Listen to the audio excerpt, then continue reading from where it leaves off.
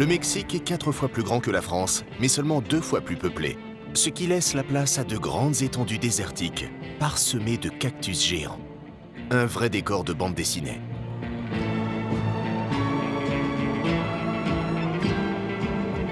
Voici au Mexique. Alors que la France rentre dans l'hiver, nous nous roulons vers le soleil.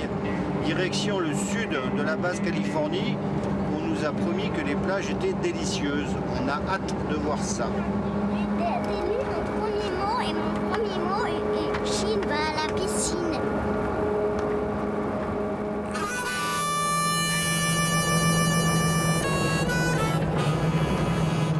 Il faut faire particulièrement attention quand on croise des camions sur cette route, qui est vraiment très étroite. D'ailleurs, il n'est pas rare de trouver tout au long de cette route des petits hôtels en mémoire aux chauffeurs routiers qui sont morts d'accidents de la route ici. Donc prudence. Cette route si dangereuse n'en est pas moins magnifique. Elle s'appelle la Transpeninsula Runo et traverse des paysages fantastiques du nord au sud sur plus de 1700 km. Elle ne manque donc pas de bivouacs isolés et pleins de charme.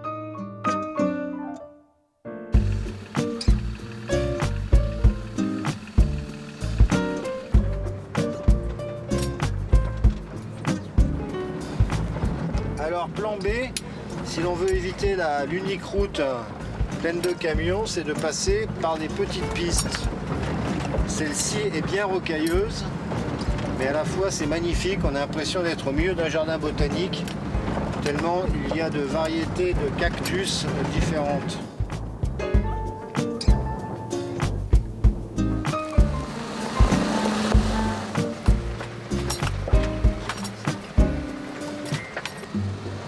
Si certains passages sont éprouvants pour Fred et le camion, ce sont des oasis inespérées dans ce désert où il ne tombe en moyenne pas plus de 5 mm de pluie chaque année. Il faut donc profiter de chaque point d'eau.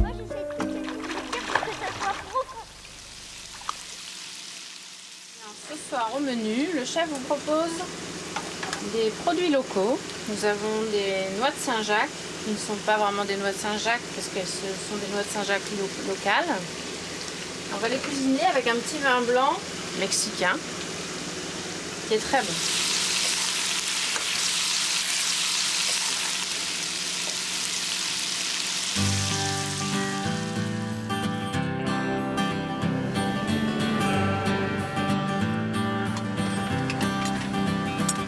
Nous arrivons maintenant au sud de la Basse-Californie. Nous ne sommes pas très loin de Todos Santos où nous avons rendez-vous avec Omar Piña. Omar s'intéresse aux plantes médicinales qui sont très nombreuses dans cette région. Mais Omar a eu l'idée de les utiliser de façon moderne, sous forme de microdoses notamment. On va en savoir un peu plus bientôt en rencontrant Omar.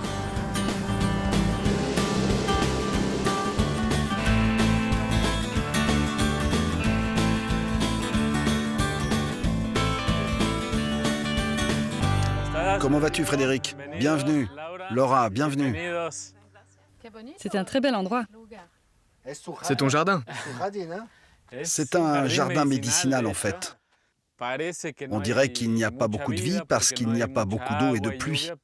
Mais nous avons tout ce dont nous avons besoin pour nous soigner. C'est comme un hôpital? Pas vraiment comme un hôpital, non. Ce que nous avons ici, c'est pour la prévention, pour que tu sois bien physiquement et émotionnellement, que tu sois équilibré. Bref, que tu aies tout ce dont tu as besoin pour être en forme. Pour se soigner, les 3/4 de la population mondiale ont recours à des herbes traditionnelles.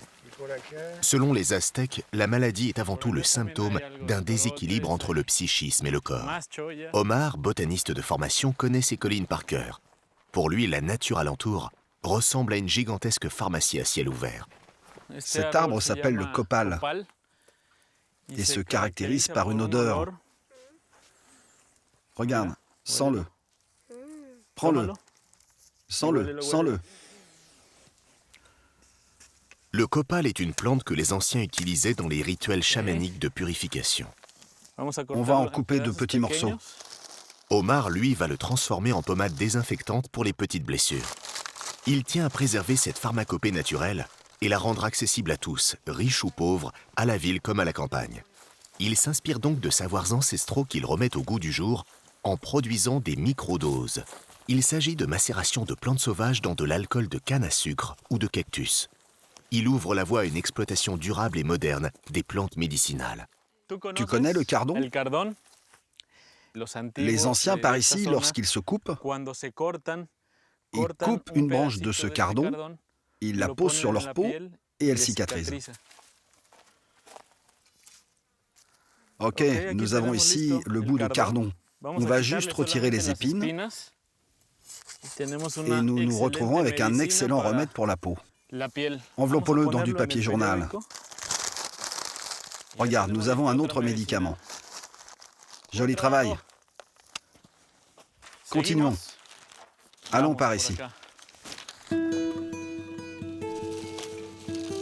La cueillette se poursuit toute la matinée dans ce jardin d'Éden médicinal. Fred, Laure, Martin et Chine ont droit à une vraie leçon de botanique. Ils découvrent que chaque plante a son utilité. Ça, c'est le guéréqué. C'est particulièrement bon contre le diabète. Le cardon et le lomboy soignent les éraflures. Le fruit de la passion évacue le stress. Le nîmes booste le système immunitaire et le fameux aloe vera traite les brûlures et les troubles digestifs. C'est fort, hein? Tu peux goûter un tout petit peu pour sentir la saveur. Le goût amer. Super. Ok, Martin. Souviens-toi toujours que quand on fait une collecte de plantes, nous devons couper uniquement ce qui est nécessaire et faire en sorte qu'il en reste toujours. Nous sommes dans un lieu sacré. Il faut le préserver.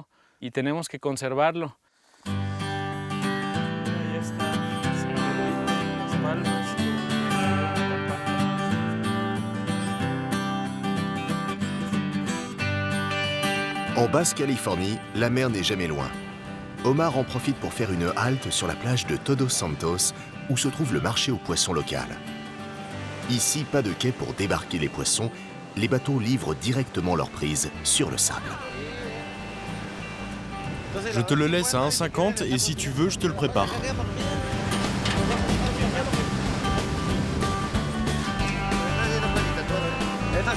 Alors on va manger ces poissons tout frais. Le pêcheur, on vient de le pêcher. Et on va bien se régaler. Tu prends la chair à la petite cuillère et ça part tout seul. Au Mexique, la pêche industrielle est très peu développée. Le pays a beau être entouré de mer, les Mexicains ne consomment que 12 kilos de poissons par an et par habitant. Bienvenue à la maison, voici Jessica, ma femme. Langouste de Santeña.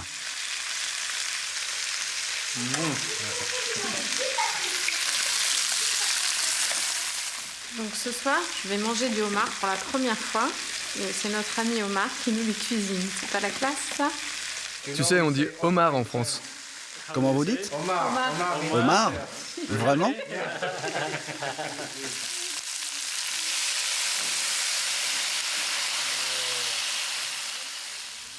Au petit matin, la cuisine d'Omar se transforme en laboratoire. C'est là qu'il réalise ses préparations à base de plantes. Nous allons maintenant préparer une pommade que tu pourras avoir dans ton sac. Et dès que tu te coupes, tu la poses dessus.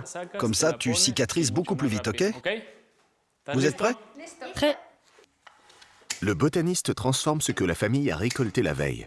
D'abord un petit bout d'arbre appelé lomboy, auquel il ajoute le morceau de cactus cardon débarrassé de ses épines. Pour commencer, il faut enlever la peau. Il n'y a plus d'épines? Non, j'ai tout enlevé, c'est plus sûr pour les enfants. Ok, maintenant on va mettre l'huile d'olive qui est là.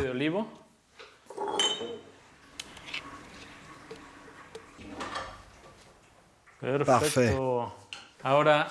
Maintenant, on va mettre là ce remède sur un feu doux dans un bain-marie pour que la cuisson se fasse à très basse température et que les nutriments ne s'évaporent pas. Voilà, on le laisse ici. Pour la base de sa pommade, Omar a choisi la cire d'abeille, un produit naturel utilisé par l'homme depuis la nuit des temps. Ok, Martin, Tu vas maintenant bien la râper pour qu'elle puisse s'intégrer rapidement à l'huile. C'est un peu dur? C'est dur?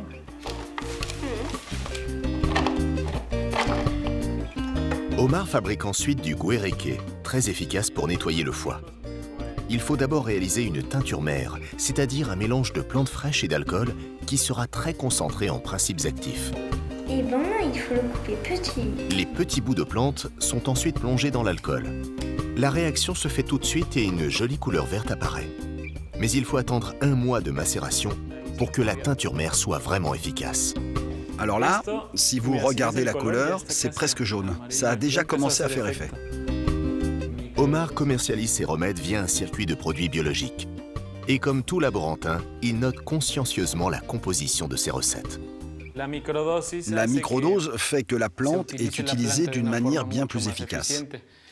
Ce procédé est très différent de l'infusion d'un point de vue thérapeutique, puisqu'une infusion doit passer par tout le système digestif pour faire effet, alors que celui-ci passe par le système nerveux central.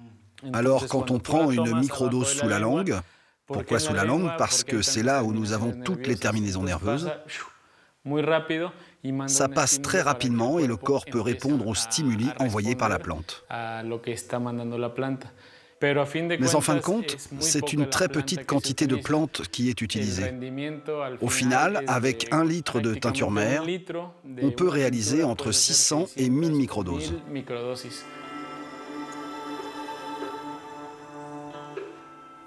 Voilà, on la ferme.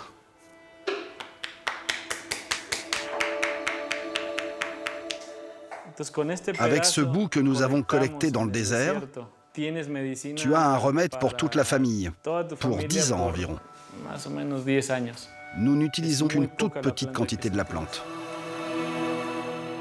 C'est fort ou c'est pas fort? C'est un peu fort. On sent de l'huile d'olive.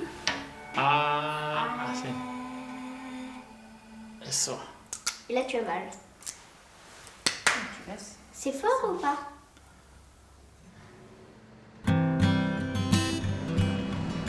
Le lendemain, Omar décide de conduire la famille dans la montagne à 3 heures de piste de Todos Santos. Il veut leur présenter Victor, un fermier qui lui a appris beaucoup de choses sur les plantes médicinales. J'ai pensé à quoi? Je crois qu'on dirait le Mexique un peu. Le Mexique ressemble à rien d'autre que le Mexique. Voici la ferme de Victor, une petite exploitation typique de la région. Ici, le temps semble s'être arrêté. Tout est à taille humaine et l'on produit une agriculture de subsistance. Victor élève quelques chèvres aussi bien pour leur fromage que pour leur viande. D'ailleurs, Chine et Martin vont bientôt le découvrir. Et sa mère aussi. On voit pas très bien par-dessus. Alors les enfants, aujourd'hui il y a une leçon de sciences naturelles. On va voir comment est fait une chèvre avec Victor. Victor va matar la cabra.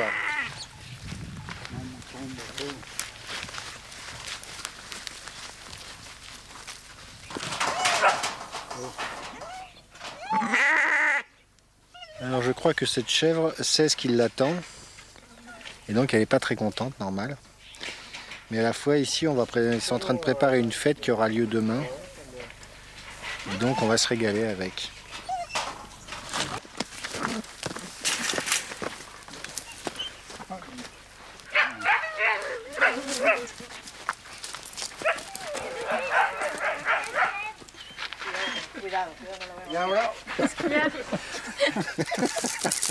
C'est la première fois que je fais ça. Je suis pas très doué, quoi. En tout cas, j'arrive à les faire bien rire. Parce que je suis vraiment pas expert. Hein. Ok. Et toi, tu veux voir ou tu veux pas voir? Oui. Bon, Chine tient à son cours de...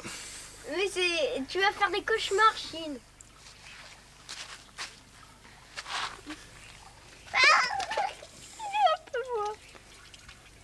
Ça, c'est pour faire de la saucisse.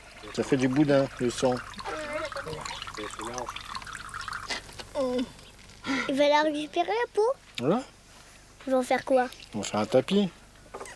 Un tapis en forme de chèvre. C'est la femme de Victor, Lincha, qui s'occupe du repas de fête. Mais avant, elle réalise un plat traditionnel, la morcilla. Il s'agit d'une panse de chèvre farcie cuite très lentement. Ça marche pas comme chez nous, la cuisine ici. On célèbre le jour de Saint-André, le saint patron du ranch. Saint-André l'apôtre.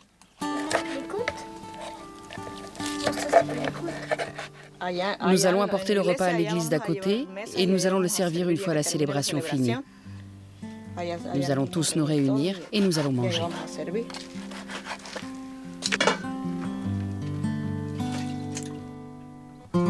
Pendant que Lincha fait mijoter la viande, Victor entraîne Fred dans son jardin.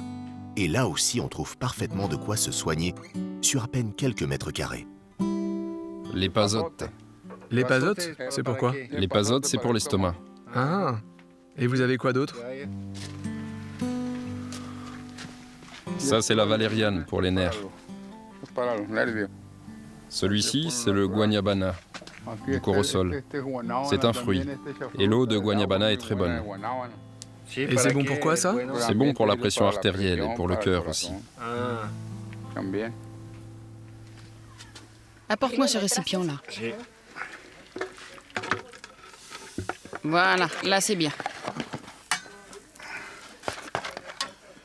Alors là-dedans, il y a le sang de l'animal et quoi d'autre? Le foie, le cœur, les reins et des légumes.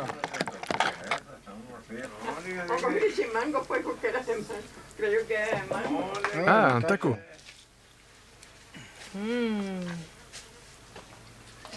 Un peu de citron. J'adore ça.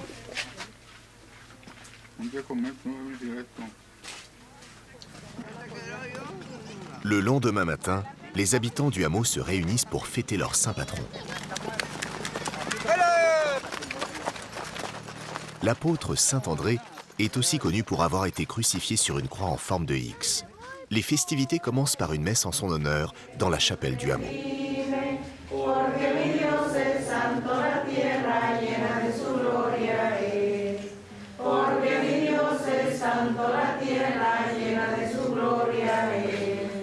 Santo eres en verdad, Padre, y con razón te alaban todas tus criaturas, ya que por Jesucristo, tu Hijo, Señor nuestro, hagan esto en conmemoración mía. Señor mío y Jesús. Comment vas-tu? Hola, prêt pour la fête? Oui. Après la messe, Martin retrouve Omar. Tous ensemble, ils vont déguster les plats préparés par les familles du hameau.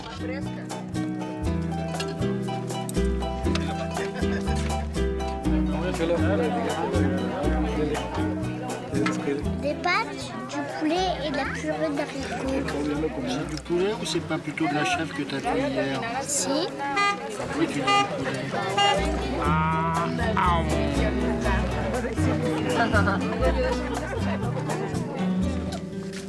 J'ai été ravie de vous rencontrer. Prenez soin de vous. Portez-vous bien, bon voyage. Oui, merci. Gracias. Bien joué, le grand gaillard.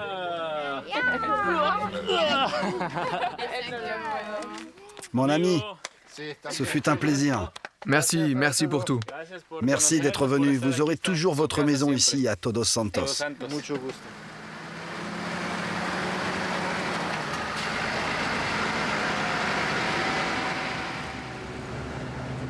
La famille reprend la route en direction du sud. Le but est de rejoindre Cabo San Lucas, un petit port que l'on dit magnifique. À l'heure du déjeuner, la famille fait une pause à Las Gardienas, un restaurant très réputé où Guillermo, le patron, sert les meilleurs tacos de poisson du pays. Mais ici, on ne déjeune pas sans avoir pris l'apéro. Ça, ce sont des margaritas. C'est une liqueur de tequila avec du jus de citron, de l'orange, du controy et de la damiana. Ici, c'est les gardeñas, Les tacos gardenias. Pourquoi? C'est quoi les gardenias?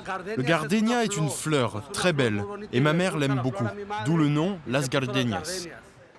Chine et Martin sont invités à visiter les cuisines du restaurant pour un petit cours particulier avec le maître des lieux.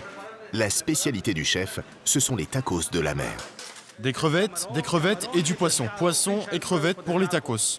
Ces tacos sont nés en Basse-Californie, au nord de l'Ensenada. Et de là, ils sont arrivés ici. Et maintenant, ils sont dans le monde entier. Et qui vous a appris à faire ça? Ma mère, mon père, ma famille. La tortilla est un plat essentiel au Mexique. D'après les archéologues, on la consomme depuis plus de 2500 ans. Elle est de tous les repas. Et une fois garnie de viande et de légumes, la tortilla devient le taco. Bon appétit.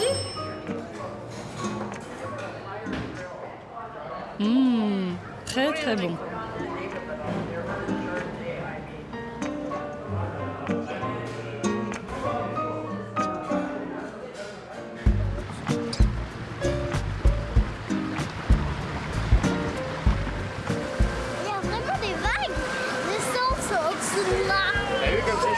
Pour Fred, Laure, Martin et Chine, la vie coule désormais au rythme des flots du golfe de Californie. En cette fin d'année, la météo est idéale pour tenter une plongée très spéciale. Martin, qu'est-ce que tu cherches? Les baleines. Tu vas où, Chine? Nager avec des requins-baleines. Ça va pas? J'ai pas peur. Au large de la ville de La Paz, la baie regorge de requins-baleines. Comme ils sont présents ici toute l'année, ils sont devenus une attraction touristique. Les plus grands spécimens peuvent atteindre jusqu'à 20 mètres de long. Leur bouche est très grande, mais elle ne contient que de minuscules dents. Les requins-baleines se nourrissent de plancton, d'algues, de petits crustacés et de poissons. C'est super beau. C'est belle, hein? Ouais. Ces requins ne sont pas menacés d'extinction, mais leur population est très fragile. La Convention sur le commerce international des espèces menacées les considère comme vulnérables, car les femelles en âge de se reproduire sont en déclin. Malgré leur taille, et même s'ils adorent nager près de la surface, ces gros poissons ne présentent aucun danger pour les humains. Ce qui ne suffit pas à rassurer Chine. Alors, Chine, comment elles étaient les baleines? J'ai eu un peu peur. Ah, alors tu les as vues ou tu les as pas vues? Oui, un peu en dehors l'eau, on en a vu une gigantesque à prendre de l'eau. Et tu es allée nager avec elle?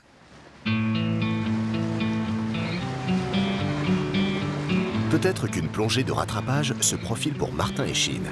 Cap sur la petite île d'Espiritu Santo.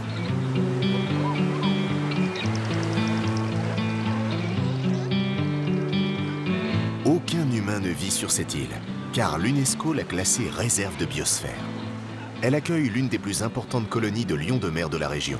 À la saison des amours, on les observe en nombre dans les rochers du bord de mer et ils se reproduisent ici en toute tranquillité. Cette fois, Chine et Martin n'hésitent pas. Ils ont trouvé des compagnons aquatiques très joueurs. Pas étonnant car les lions de mer font partie de la famille des otaries et les femelles sont aussi curieuses que leurs cousines.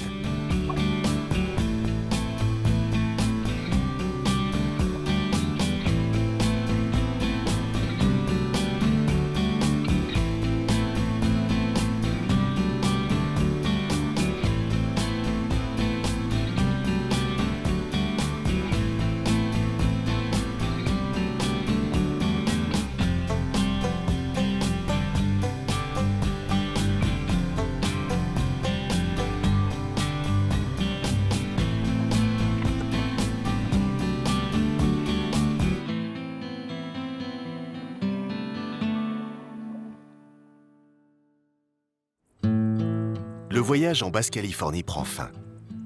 Pour rejoindre le continent qui se trouve à 300 km de là, la famille embarque son cher camion sur un ferry pour traverser la mer de Cortés.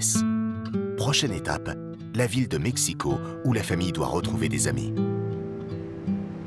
C'est parti pour 17 heures de voyage, en compagnie de Richie et Lisa, un jeune couple de voyageurs.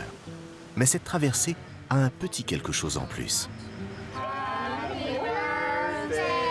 To you, Martin. Happy birthday.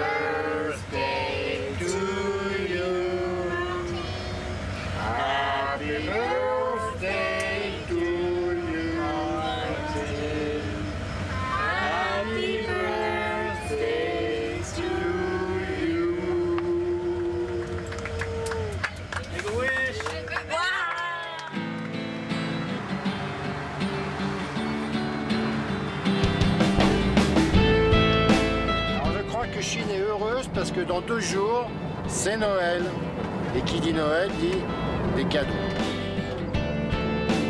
Situé à 2300 mètres d'altitude, Mexico abrite 21 millions d'habitants répartis dans 300 quartiers, appelés ici colonias.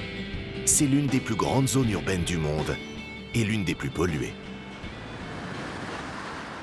Et voici mon ami Marco. Marco, la dernière fois qu'on s'était vu, c'était en France, avant le départ de notre grand tour du monde. Et à l'époque, tu vivais en France et tu as décidé de rentrer au Mexique. Exact. Exact. Pour le climat? Venir un peu chercher le soleil, oui. Ouais, bah pas aujourd'hui, hein, ça ne marche pas. Et donc, tu as 2 enfants. Vas-y, tu les présentes. Je vous présente Oscar et Victor. Oscar et Victor. Et du coup, vous parlez Français. Parce que vous avez fait toute votre scolarité au début en France. Ouais. Et alors maintenant, Chine, qu'est-ce qu'on va faire? Acheter une piñata. Qu'est-ce que c'est une piñata? C'est une étoile décorée avec un trou dedans. On met des bonbons dedans. On la secoue avec un bâton, elle se casse et on ramasse les bonbons. Parce que ce soir, c'est Noël. Avant d'aller chercher la piñata, Marco et sa famille entraînent Martin et Chine dans une petite visite de la ville. Mexico possède un patrimoine culturel exceptionnel. Et malgré l'urbanisation, on y trouve de nombreux parcs.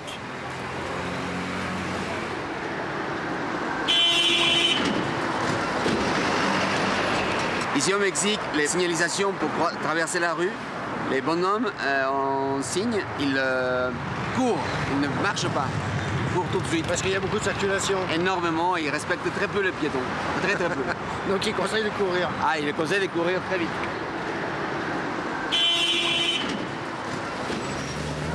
Sur le bord de la route. La visite se poursuit au marché principal de la ville, un vrai dédale de petits commerces où on trouve de tout à bon prix, mais surtout, on y dégote les plus belles piñatas du pays. Et là, il y en a déjà descendu. Laquelle? C'est là. Ici, il y en a aussi.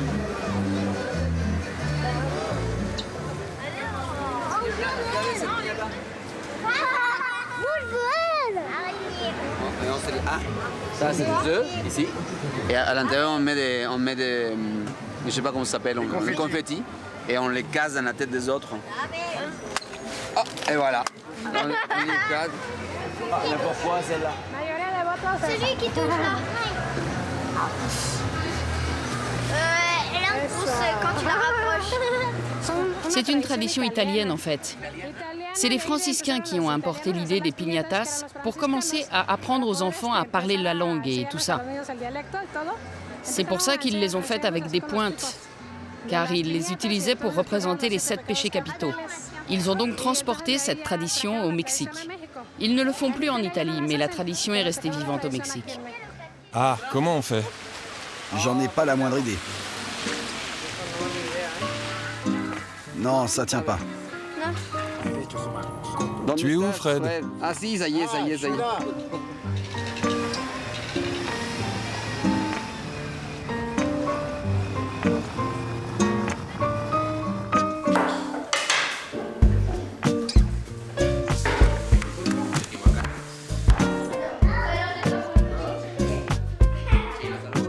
Santé, santé, joyeux Noël.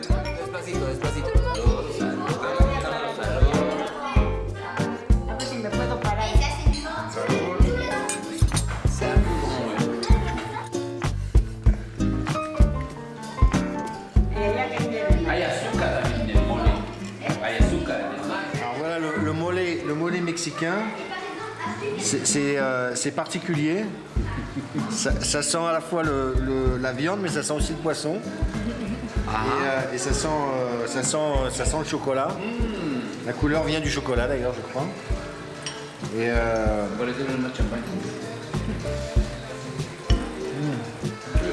c'est particulier.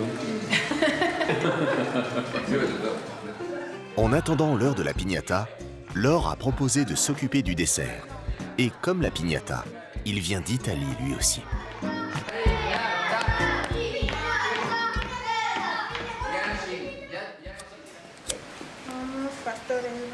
Ça va voir plus tard. Tout le monde prend une. Sí, pinche aguacerazo, güey. En el nombre del cielo os pido posar.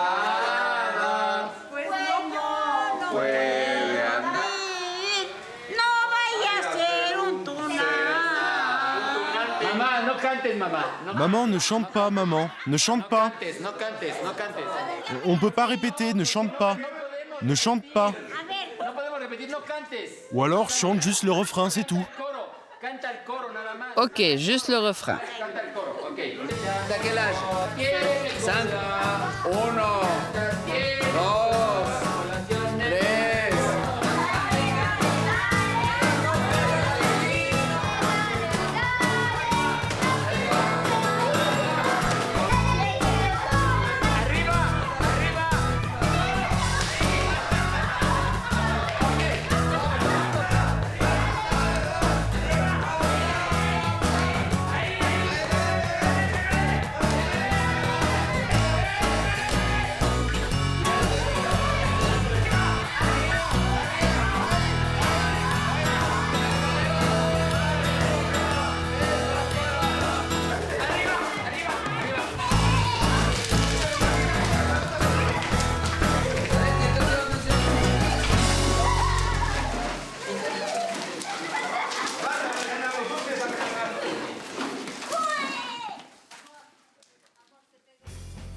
À cette époque, c'est la naissance des tortues et le matin, on va se lever très tôt pour aller les voir. Exactement. Il s'agit là de tortues de mer. Et donc l'intéressant de ce projet, c'est que c'est un éco-projet, à savoir que ce sont les personnes qui hier braconnaient les tortues qui aujourd'hui vous proposent d'aller les visiter et donc qui les protègent. Donc un projet qui me semble assez intéressant.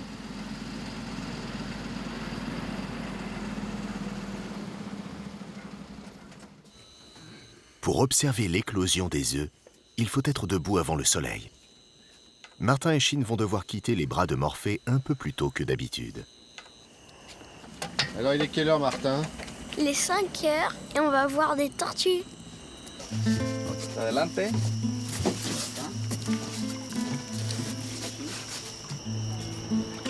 Quels animaux il y a ici? Des oiseaux, des crocodiles, des crabes. Les crocodiles sont dangereux? Oui, ils sont dangereux. Ils sont grands comment? En ce moment, il y en a 2 de 4 mètres. 4 mètres? Oui, oui. 2 de 4 mètres. Je crois que c'est vrai qu'il y en a. C'est Sostenes Rodriguez Reyes qui dirige l'expédition. Avant de devenir guide, il braconnait les tortues pour faire vivre sa famille. Aujourd'hui, il gagne sa vie en protégeant les tortues marines et en accompagnant les curieux sur les lieux de ponte. Elles sont là. À partir de là, on va marcher en faisant très attention.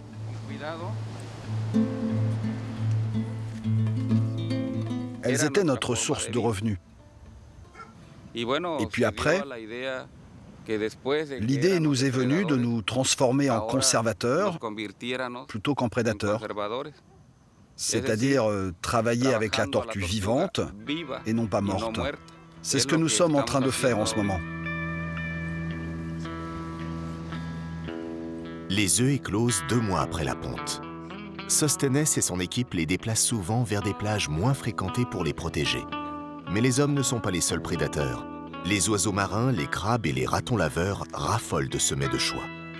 On considère que sur 100 bébés tortues qui atteignent la mer, seulement 2 ou 1 ont des chances de survivre. La grande majorité sert de nourriture pour les autres espèces. Alors oui, c'est dur la vie de tortue. Nous allons voir comment ça se passe. Vous allez voir la grande quantité d'oiseaux qui se baladent sur les plages et qui mangent les tortues. Mais bon, c'est normal, c'est la nature. T'as vu, on a plein qui est sorti du trou. On dirait qu'elles vont dans la bonne direction de la mer.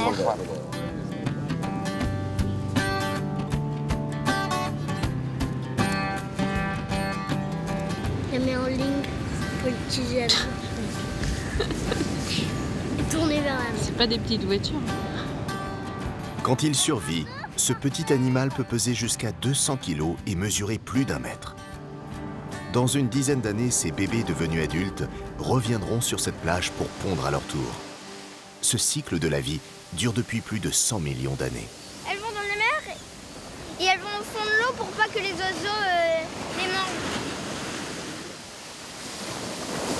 Attention, regardez cette tortue. Allez, fais-le. J'ai pas peur. Nous, on les aide quand ils sont en bas et en plus, il fait du mal. Oh, elle a fait un beau toboggan. Elle a fait un beau toboggan.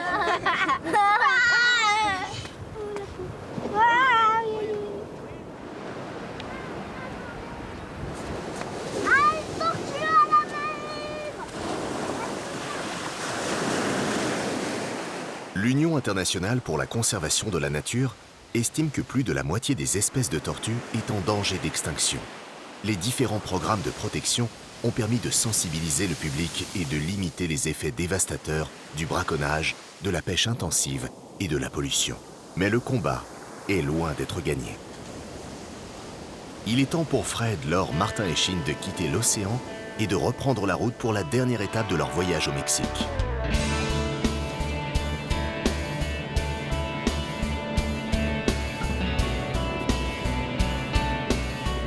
Alors, changement de paysage par rapport à la côte atlantique. Nous sommes dans le Chiapas. Nous remontons au nord, direction San Cristobal de las Casas. Ici, tout est vert et pour cause, c'est la saison des pluies. Donc, il pleut. Le camion traverse la ville de San Cristobal de las Casas. Ce n'est plus la capitale du Chiapas, mais elle est toujours considérée comme sa capitale culturelle.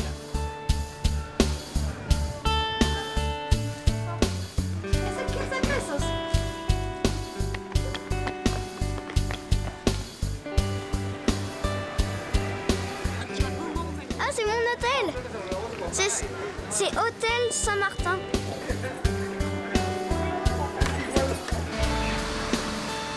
La famille poursuit sa route vers l'est du pays, où elle a rendez-vous dans une ferme du Yucatan, près de la ville de Valladolid. Mais avant, il faudra traverser l'état du Chiapas. C'est l'état le plus au sud du pays, à la frontière avec le Guatemala.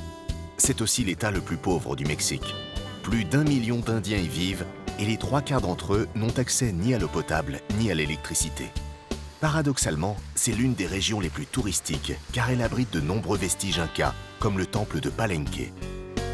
Ce temple était en fait le centre d'une ville qui s'étendait sur plus de 67 km² à son apogée en l'an 700. Ces ruines témoignent de la grandeur de la civilisation maya, qui a régné sur la région pendant plus de 13 siècles.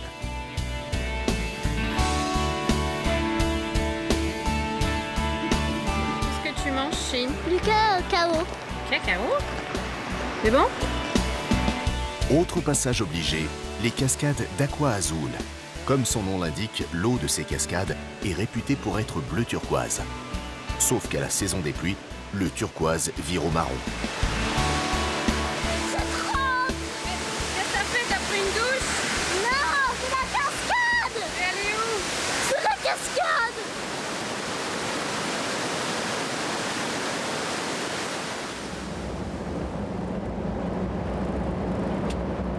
Nous voici maintenant dans le Yucatan, en pleine terre maya.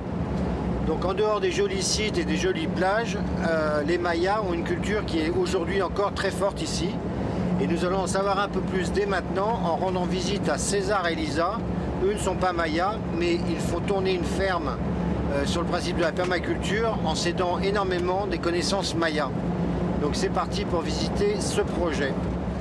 César, Federico. Bonjour, comment vas-tu? Martin, je suis très content de vous connaître. Lisa et César dirigent une ferme éducative qui fonctionne sur le principe de la permaculture. Cette technique, qui s'inspire des écosystèmes sauvages, est aujourd'hui très à la mode partout dans le monde. Mais la permaculture prend aussi modèle sur les savoirs et pratiques des peuples premiers. Ici, les cultures ancestrales mayas. Quand on a commencé à s'intéresser à la permaculture, on voulait d'abord essayer de comprendre comment les Mayas vivaient à l'époque de manière équilibrée, ici, sur ces terres qui sont très difficiles. On s'est demandé comment ils géraient cette terre et comment nous pouvions retrouver cet équilibre et réussir à être autonomes. Il faut trouver l'équilibre entre la nature, les animaux, mais aussi les plantes que nous utilisons. Cette abeille s'appelle Melipona. C'est l'abeille sacrée des Mayas. Contrairement à sa cousine Apis mellifera que l'on trouve en Europe, Elle n'a pas de dard et ne produit presque pas de miel.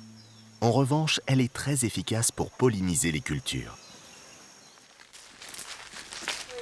César tient à montrer à Martin et Chine un autre type d'abeille au talent tout particulier.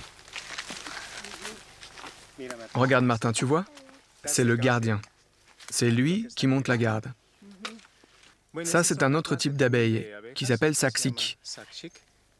C'est une trigone et elle a une propriété très spéciale. C'est une espèce d'abeille très noble qui ne se défend jamais, mais qui fait un miel incroyable. Avec ce miel, on peut guérir des brûlures au second degré. Peut-être qu'avec ce miel magique, qu'on appelle ici le miel des dieux, la toux de Chine va s'envoler.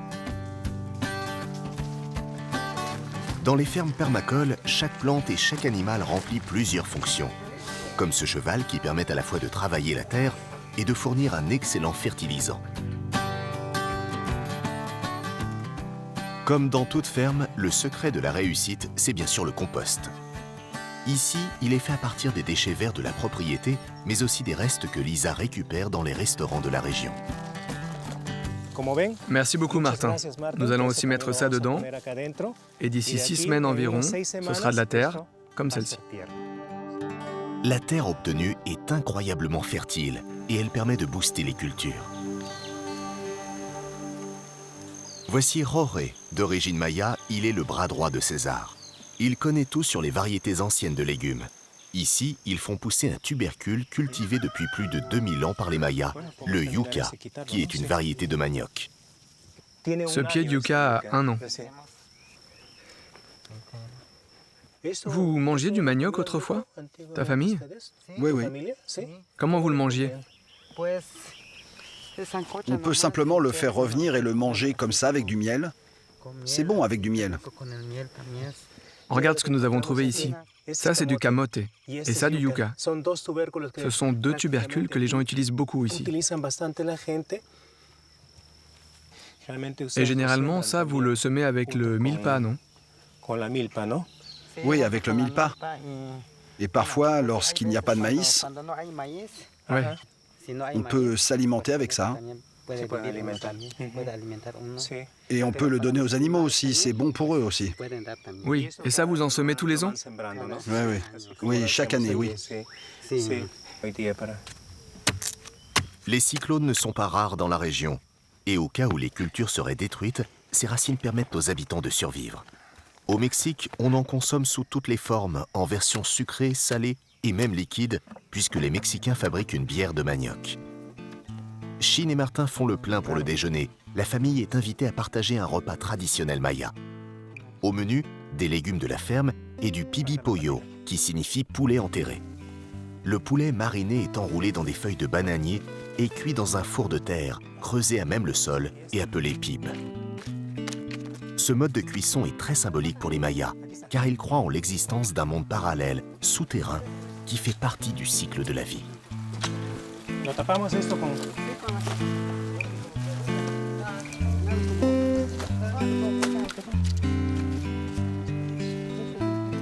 Beaucoup de gens qui viennent ici se rendent compte de plusieurs principes universels de la vie.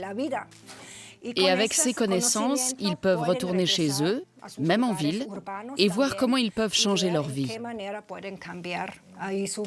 Ce n'est pas nécessaire qu'ils imitent tout ce que nous faisons ici. Tout le monde n'a pas non plus besoin de venir vivre à la campagne. Mais à la campagne, on peut s'inspirer de beaucoup de choses qui seront utiles pour créer une vie plus saine, y compris dans les villes.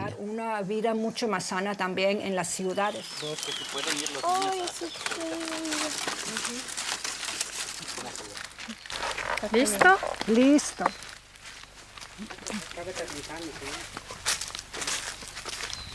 Ça, c'est la racine qu'on a ramassée ce matin.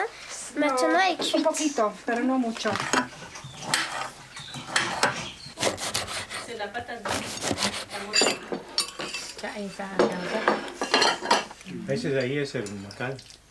Ici, les plats n'ont pas le temps de refroidir. La table se remplit très vite et tout le monde partage le même repas. Y también lo que hemos hecho para el pollo y para el cerdo. La salsa.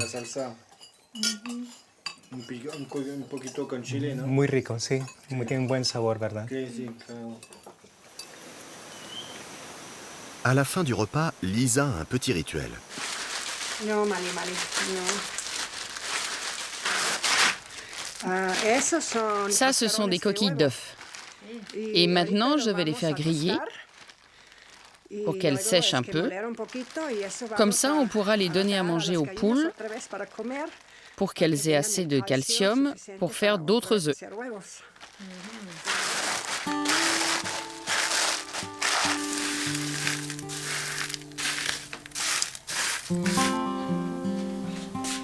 Il est très important de faire griller les coquilles au four avant de les donner aux poules. Au risque de les voir confondre ces coquilles avec des œufs frais et se mettre à attaquer leurs propres œufs par gourmandise.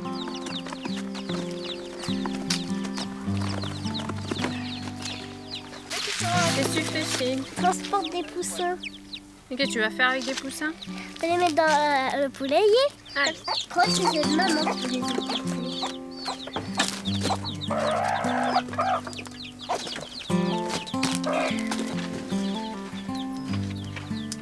Attention.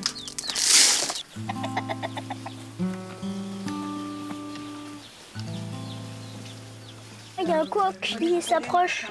Hein? J'ai vu un coq là-bas qui Mais ils vont s'approche. venir vérifier. Regarde, ça, ce sont des grains de cacao. Ils ont déjà été préparés et maintenant on va les griller. Chaque petite graine, c'est du cacao. Regarde, si on les ouvre, tu peux voir la couleur marron du cacao, mais il est cru. Voilà pourquoi on doit le griller, comme le grain de café, pour qu'il prenne toute sa saveur. Martin est responsable de la torréfaction des fèves. Il faut être attentif et remuer souvent pour éviter qu'elles ne brûlent. On va goûter? Parfait.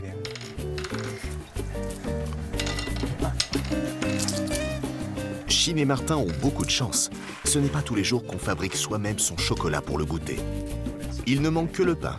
Et pour l'occasion, Laure vient prêter main forte. On va faire des pains au chocolat.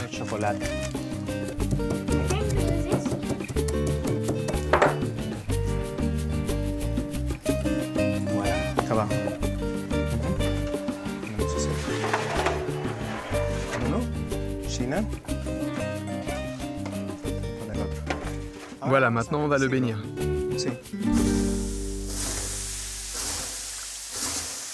Et on le ferme.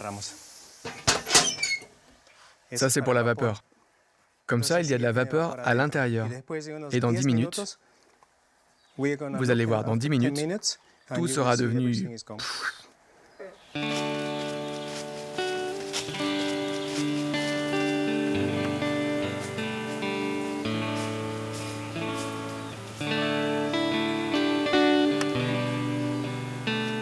Pour sa dernière nuit à la ferme, Martin va dormir dans un habitat traditionnel maya.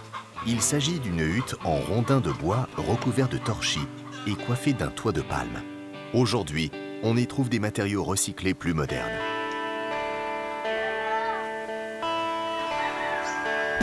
Quant à César et Lisa, ils perpétuent leur enseignement et continuent à transmettre des savoirs très anciens pour mieux vivre dans le respect des hommes et de la nature. Ce voyage s'achève. Chine avait raison, il n'y a que le Mexique qui ressemble au Mexique.